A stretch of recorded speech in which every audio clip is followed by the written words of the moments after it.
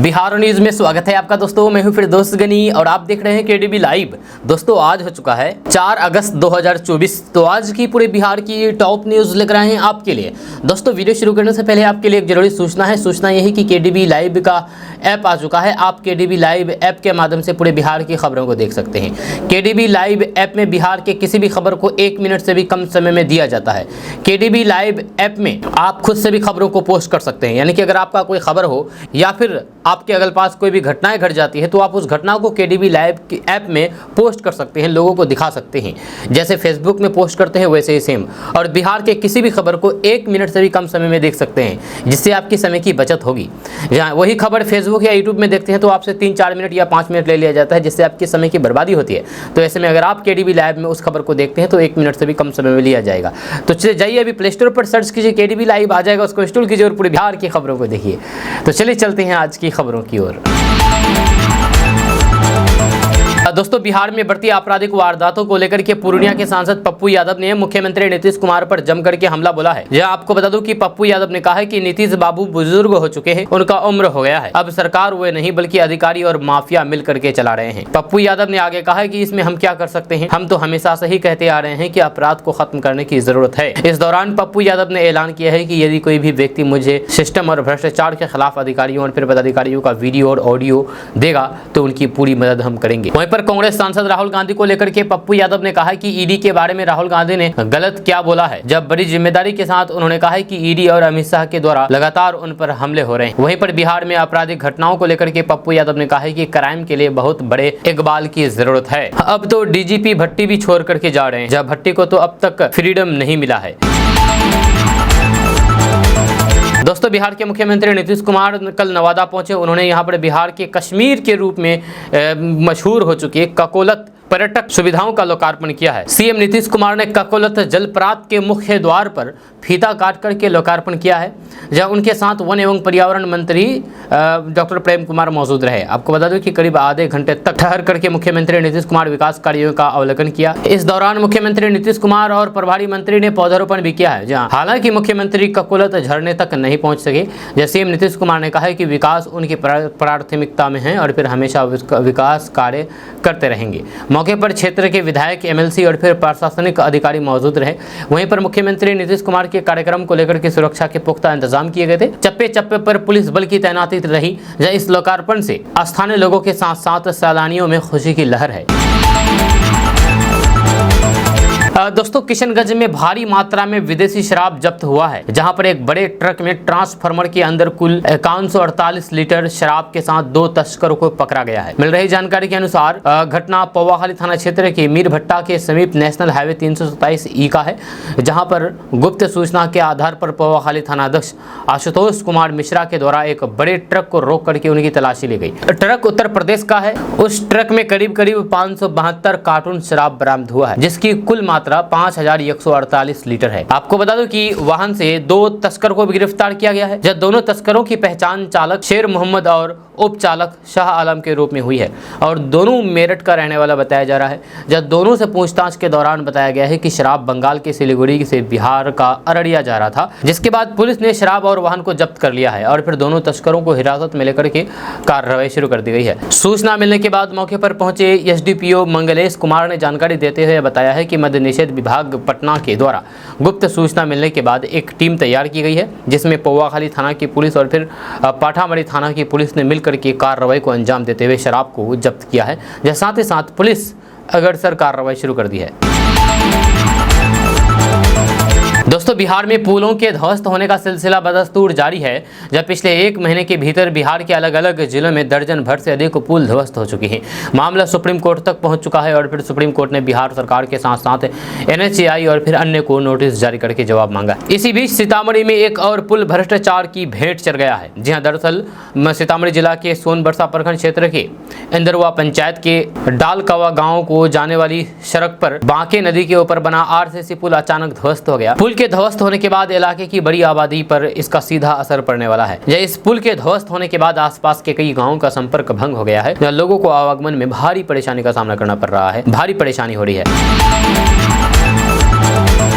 दोस्तों, मुख्यमंत्री नीतीश कुमार ने विधानसभा चुनाव से पहले अपने गृह जिला नालंदा को बड़ी सौगात दी है। मुख्यमंत्री नीतीश कुमार ने शनिवार को हरनौत के द्वारिका बिगहा में 5 करोड़ रुपए की लागत से बने पुल का उद्घाटन किया है। दरअसल बिहार विधानसभा चुनाव से पहले मुख्यमंत्री नीतीश कुमार हर उस वादे को पूरा कर लेना चाहते हैं जो उन्होंने बिहार की जनता से किया है। जब 12 लाख सरकारी नौकरी और रोजगार देने की बात हो या फिर अन्य विकास कार्य, नीतीश कुमार सभी वादों को पूरा करने के बाद ही चुनावी मैदान में जनता से वोट मांगने जाना चाहते हैं, ताकि जब वोट मांगने जाए तो फिर जनता ये ना कहे कि उन्होंने अपना वादा पूरा नहीं किया है। यही वजह है कि मुख्यमंत्री नीतीश कुमार विधानसभा चुनाव में जाने से पहले सभी अधूरे कामों को पूरा कर लेने का निर्देश बार-बार अधिकारियों को दे रहे हैं।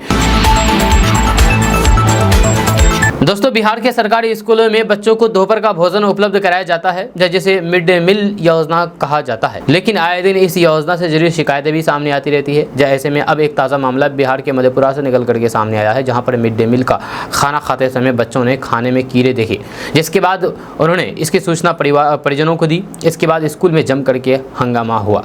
मिल रही जानकारी के अनुसार उदा किशनगंज प्रखंड की नया नगर पंचायत स्थित सिंगापुर बैरागानी टोला उत्क्रमित मध्य विद्यालय में एमडीएम में कीड़ा मिलने का मामला सामने आया है, जहां पर मेन्यू के अनुसार बच्चों को खाना खाने के लिए दिया गया था। इसमें खाने के दौरान छात्र छात्राओं की थाली में खाना खाने के बीच चावल में कीड़ा मिला है।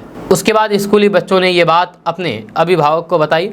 इस पर विद्यालय परिसर में ही अभिभावकों ने हंगामा किया। वहीं पर ग्रामीणों का कहना है कि विद्यालय में प्रधानाध्यापक मनमानी करते हैं, जब विद्यालय में अराजकता की स्थिति है।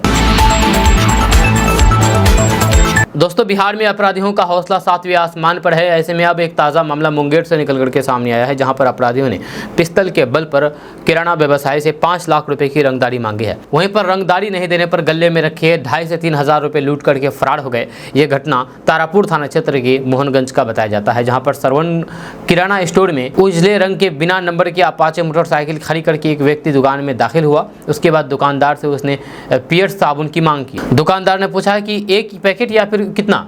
इतने में उसने कहा कि जो भी गल्ला में पैसा है मुझे दे दो, और पिस्तल निकाल करके दुकानदार बल्लू भगत को भयभीत करने के लिए बट से मारा।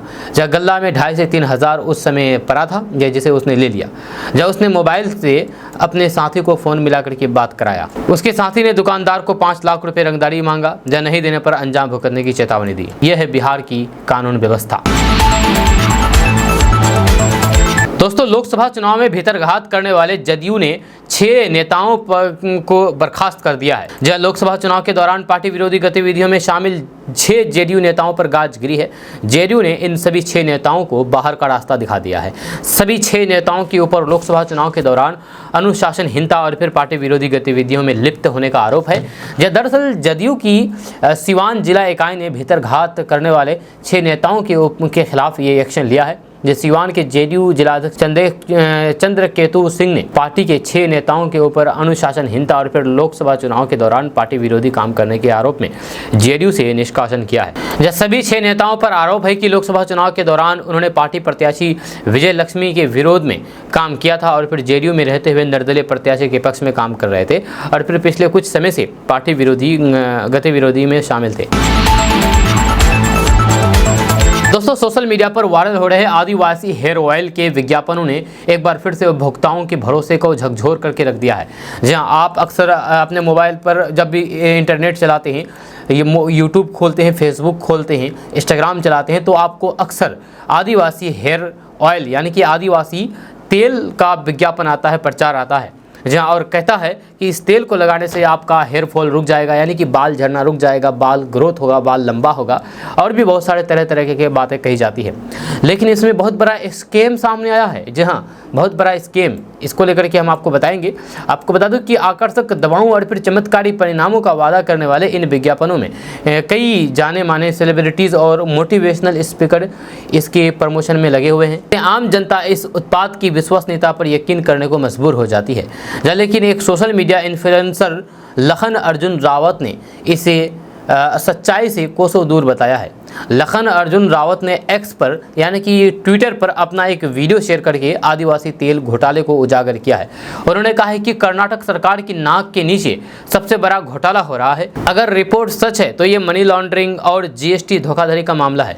यह सूत्रों का कहना है कि फंडिंग दुबई से हुई है, लेकिन दुख की बात यह है कि सभी प्रभावशाली लोग सिर्फ पैसे के लिए इसे बढ़ावा देने में व्यस्त हैं। यह घोटाला मूल रूप से नकली और घटिया उत्पादों को आदिवासी हेयर ऑयल के नाम पर बेचने से जुड़ा है। जहाँ इन तेलों को अक्सर चमत्कारी रूप से बालों के झड़ने को रोकने, नए बाल उगाने और फिर उन्हें घना बनाने का दावा किया जाता है, लेकिन हकीकत में इनमें हानिकारक रसायन और स्टेरॉयड होते हैं जो लंबे समय से बालों और फिर त्वचा को गंभीर नुकसान पहुंचाते हैं। यह इसमें सबसे बड़ी चिंताजनक पहलू ये है कि कई जाने माने सेलिब्रिटीज़ ने इन उत्पादों का प्रचार किया है, जिससे लाखों लोग इनके झांसे में आ गए हैं। सेलिब्रिटीज़ का ये कृत्य न केवल अनैतिक है बल्कि ये उपभोक्ता संरक्षण कानून का भी उल्लंघन करता है। दोस्तों, बिहार का दिन अब जल्द ही बदलते नजर आ रहा है। एक तरफ केंद्र सरकार बजट में बिहार के लिए स्पेशल इंफ्रास्ट्रक्चर प्रोजेक्ट और फिर बड़े निवेश का ऐलान किया है, वहीं अब उद्योग का रुख भी बिहार की तरफ बढ़ रहा है। देश के दूसरे सबसे अमीर व्यक्ति गौतम अडानी की एक कंपनी ने बिहार में 1600 करोड़ रुपए के निवेश की योजना बनाई है। गौतम अडानी के बेटे करण अडानी ने एक्स पर एक पोस्ट में लिखा कि अडानी पोर्टफोलियो की कंपनी अंबुजा सीमेंट बिहार में एक सीमेंट ग्राइंडिंग यूनिट लगाएगी। इस पर करीब 1600 करोड़ रुपए का इन्वेस्ट किया जाएगा। अडानी ग्रुप की अंबुजा सीमेंट बिहार के वारिसलीगंज में ये सीमेंट ग्राइंडिंग यूनिट लगाएगी। इसकी कुल क्षमता 60 लाख टन प्रति वर्ष होगी। इस प्रोजेक्ट को 3 फेज में लागू किया जाएगा, जिसमें 2.4 MTPA का पहला चरण 1100 करोड़ रुपए के निवेश से दिसंबर 2025 तक शुरू होने का लक्ष्य रखा गया है। प्लांट के भविष्य के विस्तार को देखते हुए भूमि की पर्याप्त व्यवस्था की गई है। आपको बता दें कि वारिसलीगंज एक तहसील है जो कि बिहार के नवादा जिले के तहत आती है। यहाँ के मौसमा गांव में यह यूनिट सड़क और फिर रेल से अच्छी तरह से जुड़ी हुई है। यह कंपनी के प्लांट से वारिसलीगंज रेलवे स्टेशन 1 किलोमीटर दूर और SH 83 सिर्फ 500 मीटर की दूरी पर है। दोस्तों, शराब तस्करों के लिए धंधेबाज भले ही कई तरह के उपाय करें, शराबबंदी वाले बिहार में उत्पाद विभाग छोड़ने वाले नहीं हैं। शराब तस्कर अक्सर उत्पाद विभाग और पुलिस की आंख में धूल झोंक करके इसका कारोबार करते हैं, तो फिर उन पर कार्रवाई भी हो रही है। आटे के बोरे की आड़ में शराब तस्करी के मामले के बाद इस बार जमुई में मधुमक्खियों के बॉक्स के नीचे लाखों के विदेशी शराब के कार्टून जब्त किए गए हैं। दरअसल आमतौर पर मधुमक्खियों से सभी डरते हैं, लेकिन इसी का फायदा उठा करके तस्कर झारखंड के गिरिडीह से विदेशी शराब की एक खेप पिकअप वाहन पर बिहार के वैशाली ले जा रहे थे। यह जमुई जिले के डुमरी चेक पोस्ट पर उत्पाद विभाग जब पिकअप वाहन को रुकवाई, तब उस पर लदे दर्जनों की संख्या में मधुमक्खियों से भरे बॉक्स मिले। आपको बता दें कि उत्पाद विभाग की टीम को उसे देख करके कुछ शक हुआ। जब स्कैनर से जांच की गई तब पता चला है कि पिकअप वाहन पर नीचे शराब के कार्टून लदे हुए थे। फिर बिना देरी किए हुए पिकअप वाहन से 2 तस्कर को गिरफ्तार करके उसे मददनिसाद थाना लाया। जब पिकअप वाहन पर मधुमक्खियों से भरे बॉक्स को रख करके उसकी आड़ में विदेशी शराब की तस्करी की जा रही थी, ताकि बाद में पशुपालन विभाग के सहयोग से मधुमक्खियों को सही सलामत पहले उतारा गया। दोस्तों, बिहार के जिस जिले में अभी तक जमीन का सर्वे नहीं हुआ है, उन जिलों में जमीन का सर्वे शुरू कर दिया गया है। ऐसे में आप अपने जमीन के दस्तावेज को तैयार रखें ताकि सर्वे कराने में दिक्कत ना हो।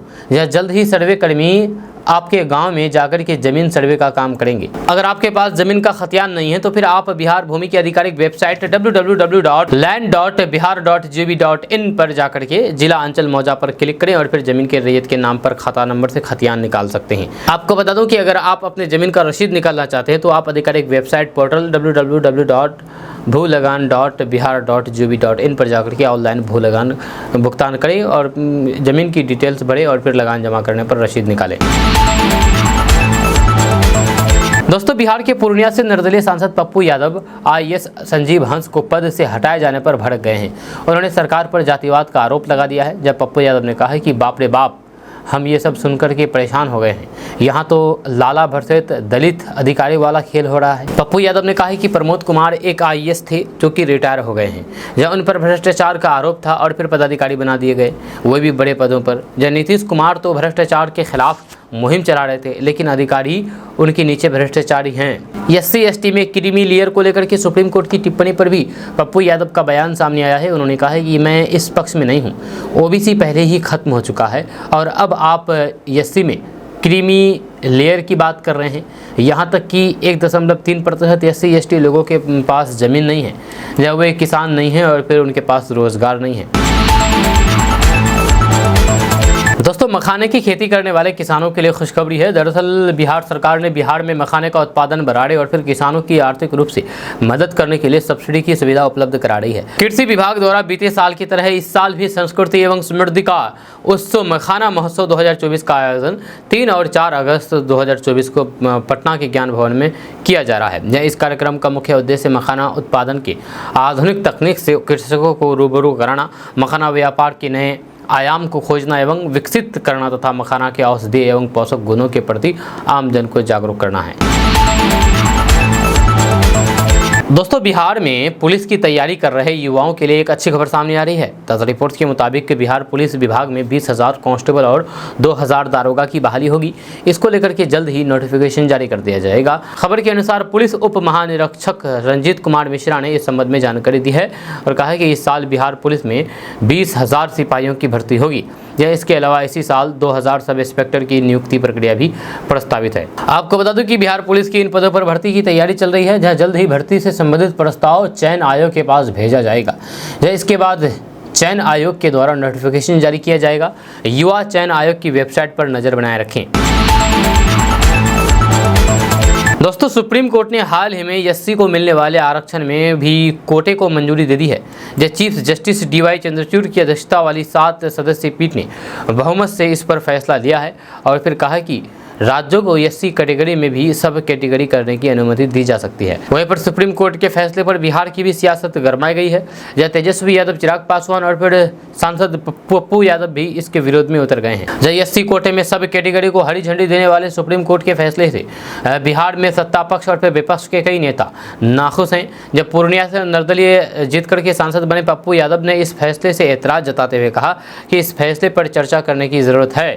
जज के आदेश पर समीक्षा होनी चाहिए, सदन में भी इस पर चर्चा करने की जरूरत है। दोस्तों, मशहूर सिंगर और बीजेपी नेता मनोज तिवारी अक्सर किसी न किसी वजह से चर्चा में रहते हैं। या सिल्वर स्क्रीन से लेकर के संसद के पटल तक मनोज तिवारी लोगों का दिल जीतने का कोई भी मौका नहीं छोड़ते हैं। जहाँ हाल ही में उन्होंने बिहार के लिए खास सौगात की मांग की तो फिर पक्ष और फिर विपक्ष दोनों ने मनोज तिवारी की खूब तारीफ की। संसद में खड़े होकर के मनोज तिवारी ने बिहार के लिए 2 बड़ी डिमांड रखी है। जब सदन में भाषण देते हुए मनोज तिवारी ने कहा कि मैं दिल्ली का सांसद हूं, लेकिन बिहार, यूपी और झारखंड से मेरा संबंध है, इसलिए मेरा मन वहां पर चला गया है। मोदी सरकार लगातार स्वास्थ्य में वृद्धि कर रही है। अब कैंसर की 3 महत्वपूर्ण दवाओं को कस्टम टैक्स से मुक्त किया गया है। इससे कैंसर पीड़ित गरीबों की जेब पर ज्यादा असर नहीं पड़ेगा। मनोज तिवारी ने कहा है कि मैं एम्स की गवर्निंग बॉडी का मेंबर हूं। मैं पिछले 4 साल से एम्स के लिए काम कर रहा हूं, इसलिए 2 सुझाव देना चाहता हूं। एम्स में जितने लोग आते हैं उनका इलाज तुरंत हो जाता है, मगर बेड की कमी होने के कारण उनका जीवन काफ़ी मुश्किल हो जाता है, या उनके परिजन सड़कों पर सोने के लिए मजबूर रहते हैं। मेरा निवेदन है कि बिहार और फिर झारखंड के लिए एक ऐसा भवन बने जहां परिजन मरीजों को लेकर के आएँ और फिर डॉक्टर वही जाकर के उन मरीजों की जांच करें, उसके बाद संबंधित वार्डों में रेफर कर दें। दिल्ली में भी हम DDA से बात करके भवन बनाने पर काम करेंगे, क्योंकि एम्स में बिहार से ही ज़्यादा मरीज आते हैं। दोस्तों, बिहार के पर्यावरण एवं वन मंत्री नीरज कुमार बबलू ने पूर्व उप मुख्यमंत्री तेजस्वी यादव पर जुबानी हमला बोला है। उन्होंने कहा है कि तेजस्वी यादव पागल हो गए हैं, वे बकवास करते रहते हैं। नीरज कुमार बबलू ने भाजपा के जन सहयोग कार्यक्रम में कहा कि वे यानी कि तेजस्वी यादव बेरोजगार हो गए हैं, इसलिए बेतुकी बयानबाजी करते हैं। अब वे सिर्फ जनता को गुमराह करने में लगे हैं। जब वे सत्ता में थे तब खजाना लूटने में व्यस्त थे। उन्होंने कहा कि भाजपा जन सहयोग कार्यक्रम आयोजित करती है जो सोमवार से शनिवार तक चलती है। इसमें समस्या लेकर के आने वाले लोगों को हर तरह से काम किए जाते हैं। दोस्तों, बिहार के पूर्व उप मुख्यमंत्री तारकिशोर प्रसाद ने राहुल गांधी की संसद में धर्म पर सियासत को लेकर के बयान दिया है। उन्होंने अपने बयान में कहा है कि राहुल गांधी की हालात दिल्ली के मुख्यमंत्री केजरीवाल जैसी हो गई है। जब संसद के अंदर जो भी भाषण देते हैं वे कहीं से भी अपोजिशन के नेता का बयान नहीं लगता है। तारकिशोर प्रसाद ने आरक्षण के मुद्दे पर तेजस्वी यादव पर तंज कसते हुए कहा कि हमारी सरकार ने आरक्षण को लागू किया है, लेकिन उच्च न्यायालय ने इसे स्थगित कर दिया। न्यायालय ने आरक्षण पर स्थगन को बरकरार रखा है। अब ये मामला सुप्रीम कोर्ट में है। हम गरीबों को उनका हक दिलाएंगे, इस पर काम किया जाएगा। केंद्र में नीतीश कुमार की सभी बातों को सुना जाता है। तेजस्वी यादव झूठा आरोप लगाते हैं। दोस्तों, ग्रामीण कार्य मंत्री अशोक चौधरी ने शुक्रवार को कहा है कि नेता प्रतिपक्ष के तौर पर अपने दायित्वों के प्रति तेजस्वी यादव गंभीर नहीं है। वहीं पर समाज कल्याण मंत्री मदन सहनी ने कहा है कि तेजस्वी यादव की प्रदेशव्यापी यात्रा से राजद को कोई भी फायदा नहीं होगा। जदयू प्रदेश कार्यालय में आयोजित जन सुनवाई कार्यक्रम के बाद पत्रकारों से बातचीत करने के दौरान उन्होंने ये बातें कही है। दोस्तों, राशन कार्ड धारकों के लिए एक बड़ी खबर सामने आ रही है। दरअसल भारत सरकार ने राशन कार्ड धारकों के लिए ई-केवाईसी प्रक्रिया शुरू की है। ई-केवाईसी कराने से आपको कई लाभ मिल सकते हैं, और यदि आपने समय पर ई-केवाईसी नहीं कराया है तो फिर आपका राशन कार्ड निष्क्रिय हो सकता है, रद्द हो सकता है। अब सोच रहे होंगे कि आखिर राशन कार्ड में ई-केवाईसी करने का लाभ क्या है, तो आपको बता दूं कि परिवार की सही जानकारी मिलेगी। जी हाँ, ई-केवाईसी के माध्यम से सरकार को आपके परिवार के सदस्यों की सही जानकारी मिलेगी। वहीं पर धोखाधड़ी से बचाव, ये प्रक्रिया सुनिश्चित करती है कि केवल पात्र लाभुक को ही योजना का लाभ मिलते हैं। वहीं पर परिवार के सभी सदस्यों को राशन कार्ड और फिर अन्य सरकारी योजनाओं का लाभ मिलता है। वहीं पर केवाईसी करने पर यदि परिवार में नए सदस्य जुड़ते हैं तो फिर उनका विवरण भी ई-केवाईसी के माध्यम से जोड़ा जाता है। दोस्तों, 3 सालों के बाद नवादा का ककोलत जलप्राय पर्यटकों के लिए आज से खुल जाएगा। सीएम नीतीश कुमार आज ककोलत का उद्घाटन करेंगे। आपको बता दें कि ककोलत जलप्राय को बिहार का कश्मीर कहा जाता है। इसका उद्घाटन 29 जुलाई को होना था, लेकिन सीएम नीतीश कुमार के स्वास्थ्य कारणों से कार्यक्रम रद्द करना पड़ा। वहीं पर अब आज यानी कि 3 अगस्त को सीएम नीतीश कुमार इसका उद्घाटन करने वाले हैं। आपको बता दें कि ककोलत जलप्राय पिछले 3 साल से यानी कि कोरोना काल से ही बंद था। आज से पर्यटक के लिए इसे खोल दिया जाएगा। जब 2 साल पहले सीएम नीतीश कुमार ककोलत का अवलोकन करने के लिए पहुंचे थे, जहां पर उन्होंने कहा था कि ककोलत को नए सिरे से बनाया जाएगा और पर्यटकों को अब तक की सबसे अच्छी सुविधा मिलेगी। अब ककोलत पूरी तरीके से बनकर के तैयार है, जहां पर पर्यटकों को अब पहले से ज्यादा सुविधा मिलेगी। यहां पर पहुंचने वाले लोगों को उच्च दर्जे की सुविधा दी जाएगी। दोस्तों, खगड़िया के सांसद राजेश वर्मा लगातार संसद में यहाँ के मुद्दे उठा रहे हैं। उन्होंने रेल बजट पर बोलते हुए खगड़िया कुशेश्वर स्थान रेल परियोजनाओं के मुद्दों को सामने रखा था, जिसकी खगड़िया ही नहीं बल्कि मिथिलांचल में भी खूब प्रशंसा हो रही है। आपको बता दूं कि इस परियोजना के पूरे होने से फड़किया रेल मार्ग से सीधे मिथिला से जुड़ जाएगा। जहाँ इधर खगड़िया लोकसभा क्षेत्र से लोजपा रामविलास के सांसद राजेश वर्मा ने लोकसभा में शिक्षा अनुदानों पर हो रही चर्चा के दौरान लोजपा की ओर से अपना पक्ष रखा है। अपने संबोधन में उन्होंने बिहार के ऐतिहासिक विश्वविद्यालयों नालंदा और फिर विक्रमशिला का भी जिक्र किया।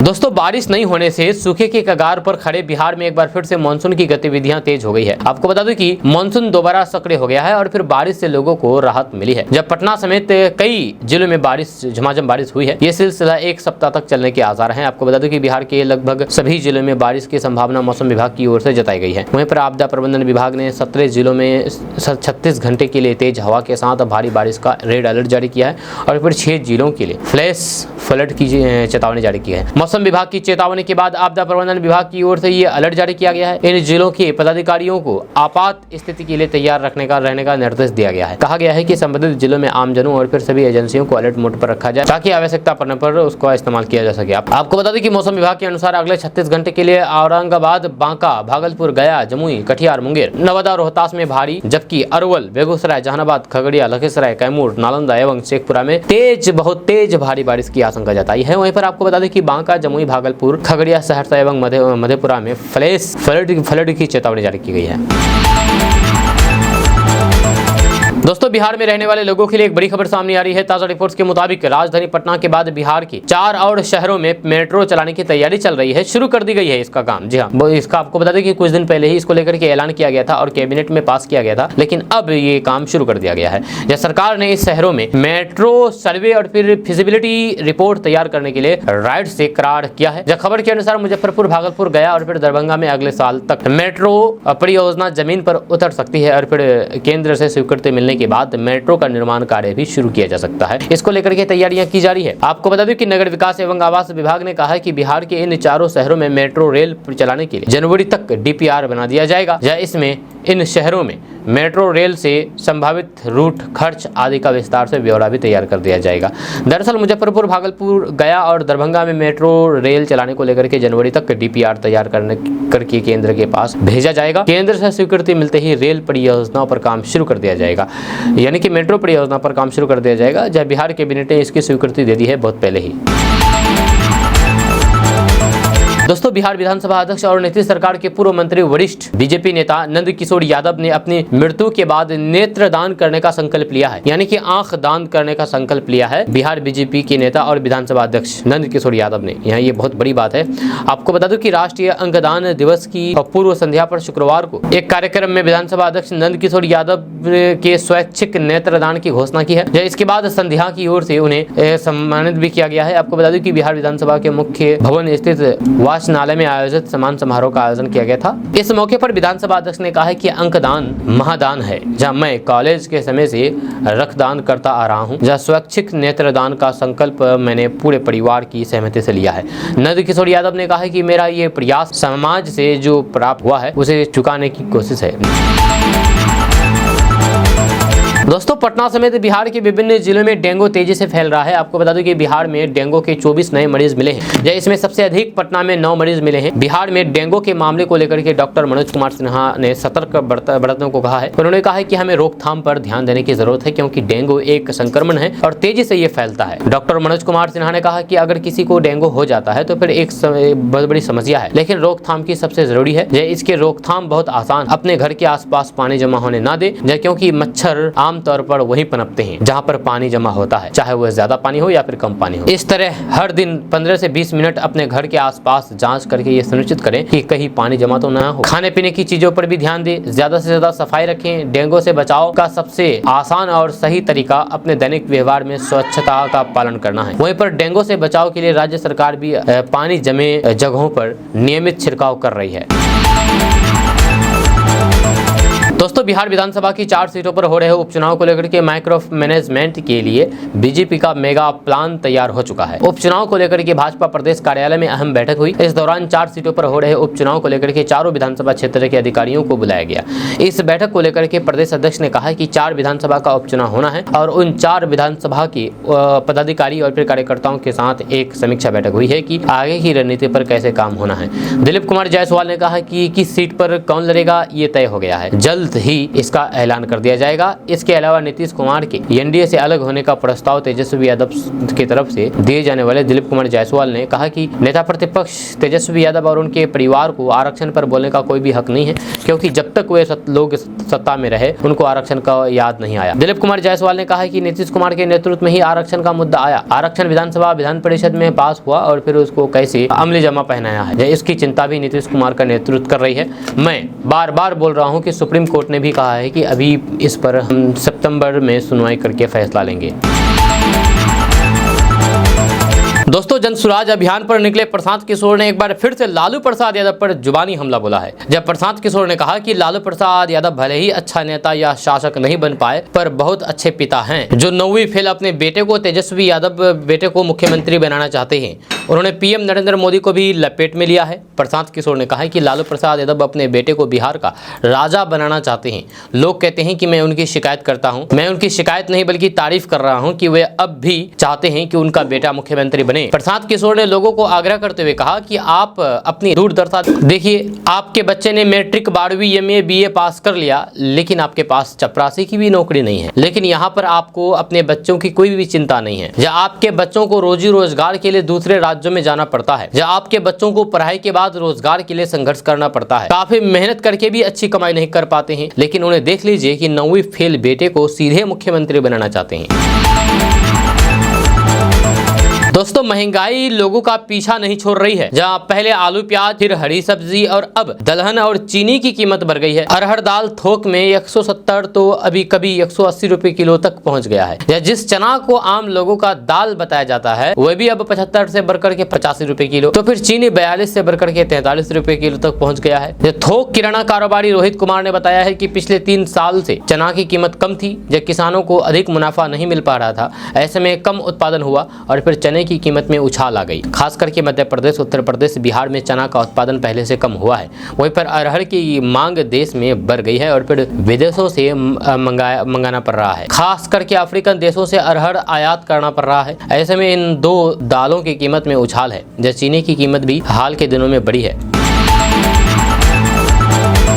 दोस्तों, सोलर एनर्जी इलेक्ट्रिसिटी जनरेट करने का सबसे इको फ्रेंडली तरीका है। सोलर सिस्टम के महत्व को समझते हुए भारत सरकार की ministry of new and renewable energy ने सोलर रूफटॉप योजना शुरू की है। जहां अगर आप भी अपनी छत पर सोलर पैनल लगाना चाहते हैं तो फिर आप इस योजना के तहत अप्लाई कर सकते हैं। जहां इंस्टॉलेशन के लिए सब्सिडी प्राप्त कर सकते हैं, जिससे आप सोलर सिस्टम इंस्टॉल करने पर काफी पैसा बचा सकते हैं और मुफ्त बिजली का लाभ उठा सकते हैं। अपने घर पर सोलर सिस्टम लगा करके आप ग्रिड पावर पर भी निर्भरता को कम या फिर खत्म कर सकते हैं और बिजली की बिल भी बचा सकते हैं। कहीं हाई इनिशियल इन्वेस्टमेंट कॉस्ट के कारण सोलर सिस्टम लगाने से पीछे हटते हैं तो भारत सरकार आपको सोलर सिस्टम लगाने के लिए सब्सिडी देती है, जिससे आप किफायती कीमत पर सोलर पैनल लगा सकते हैं। आपको बता दें कि सोलर रूफटॉप योजना के तहत सरकारी फैक्ट्री, ऑफिस और अन्य एस्टेब्लिशमेंट की छतों पर सोलर पैनल लगाने में असिस्टेंट प्रोवाइड करती है। नागरिक अपने घरों पर सोलर पैनल लगाने के लिए भी असिस्टेंट प्राप्त कर सकते हैं। 1 किलोवाट के सोलर पैनल के लिए 10 वर्ग मीटर की छत की जगह की आवश्यकता होती है। सोलर पैनल लंबे समय तक लाभ प्रोवाइड करते हैं।